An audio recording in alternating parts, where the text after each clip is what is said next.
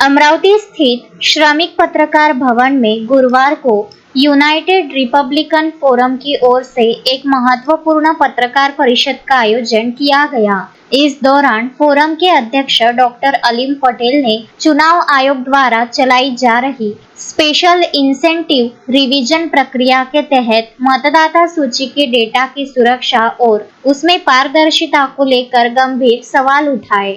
Doctor Aleem Patel ने कहा कि मतदाता सूची का डेटा अत्यंत संवेदनशील होता है। एसआईआर मैपिंग के दौरान जुटाई जा रही व्यक्तिगत जानकारियों की सुरक्षा को लेकर स्पष्टता का अभाव है। उन्होंने जोर देकर कहा कि चुनाव प्रक्रिया की पवित्रता बनाए रखने के लिए यह आवश्यक है कि मैपिंग की प्रक्रिया पूरी तरह से पारदर्शी हो और इसमें नागरिकों के डेटा का दुरुपयोग न हो। पत्रकार परिषद के माध्यम से उन्होंने चुनाव आयोग से मांग की है कि वे इस प्रक्रिया के दौरान अपनाए जा रहे सुरक्षा मानकों को सार्वजनिक करें ताकि नागरिकों का विश्वास बना रहे। जय हिंद साथियों, आज जो प्रेस कॉन्फ्रेंस हुई उसका मेन मुख्य इशू जो है, मुख्य बिंदु जो है विधानसभा क्षेत्र अमरावती 38, इसका जो एसआईआर प्रोसेस जो चल रहा था, एसआईआर प्रोसेस में जो मैपिंग प्रोसेस चल रहा था, जो अभी 30 तारीख से इन्यूमरेशन प्रोसेस में भी कन्वर्ट होने वाला है। तो ये जो मैपिंग प्रोसेस है, ये 3 बार एक क्षेत्र का लगभग 105 ऐसी यादियां हैं, मतदान यादी, जिसके अंदर ये एसआईआर प्रोसेस में जो मैपिंग प्रोसेस के अंदर मैपिंग डाटा डिलीट हुआ। एक बार नहीं, 3 बार हुआ।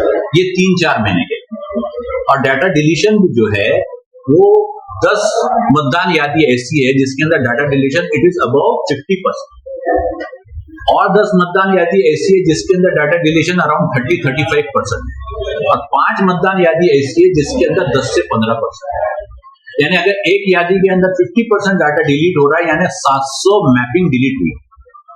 इसका जब हमने प्रश्न जो पहले भी जब मैपिंग डिलीट हुआ था तो प्रशासन से पूछा, जो ईआरओ है यानी एसडीओ, और डीईओ यानी डिस्ट्रिक्ट इलेक्शन ऑफिसर यानी कलेक्टर, इनके पास कोई जस्टिफिकेशन नहीं है, ना पहले था ना आज तीसरे बार डाटा खत्म होने के बाद। दूसरा इंपॉर्टेंट क्वेश्चन ये है कि ये पर्टिकुलर एक क्षेत्र का ही डाटा 3 बार डिलीट हुआ है, ये सबसे बड़ा प्रश्न। Though it is a mechanised system, technical system, data system है, बीएलओ एप्लीकेशन है, पूरा सॉफ्टवेयर है। ये प्रश्न सबसे बड़ा है जिसके लिए आंसर देने को तैयार नहीं है कि सिर्फ एक क्षेत्र का, मुस्लिम बहुल क्षेत्र, अल्पसंख्यक क्षेत्र का डाटा ही 3 बार डिलीट किया है। इसके अंदर बीएलओ को भी बहुत प्रॉब्लम जा रही है, उनका भी हरासमेंट हो रहा है, और जनरल पब्लिक जो मजदूर तबका है, आम तबका है, जिसने 3-3 बार आके सहयोग करके मैपिंग किया, जो ऑर्गेनाइजेशन है, जिन लोगों ने मैपिंग के अंदर समर्थन किया, उन्होंने सहयोग किया सरकार का, आज वो सब परेशान है कि फिर से लोगों के पास कैसा जाना। अब 30 तारीख से आप इन्यूमरेशन प्रोसेस स्टार्ट करने वाले हैं, आज आपके पास 5 दिन भी नहीं है, आप बचा हुआ आपके 60, 70% मैपिंग आपकी बाकी है, आप मैपिंग कैसे करेंगे? दूसरा सब प्रश्न ये है कि जब आप मैपिंग के लिए घर घर जाएंगे 30 जून के बाद में, तो इन्यूमरेशन फॉर्म जो है, जिसका मैपिंग नहीं हुआ उसका इन्यूमरेशन फॉर्म ब्लैंक है, जिसका मैपिंग हुआ उसका इन्यूमरेशन फॉर्म हाफ फिल्ड रहेगा पूरी डिटेल्स में, जिसका मैपिंग नहीं हुआ उसको कागज बताने पड़ेंगे। उसका ऑलरेडी 2004 की यादी में नाम है, उसका 2024 की यादी में नाम है, उसके बाद में भी उसका लीगल राइट होने के बाद में वो कागज उसको बताने पड़ेंगे। अब ये सवाल है कि ये जितना केओस है, जितनी जो प्रॉब्लम जो जनता को और बीएलओ को हो रही है, इसके जिम्मेदार प्रशासन, और प्रशासन जस्टिफिकेशन देने को तैयार नहीं है कि ये प्रॉब्लम क्या है और क्यों। इसी के लिए हमारी आज प्रेस कॉन्फ्रेंस थी, और हमने एसआईटी की डिमांड की है कि इसमें एक स्पेशल इन्वेस्टिगेशन टीम बैठना चाहिए।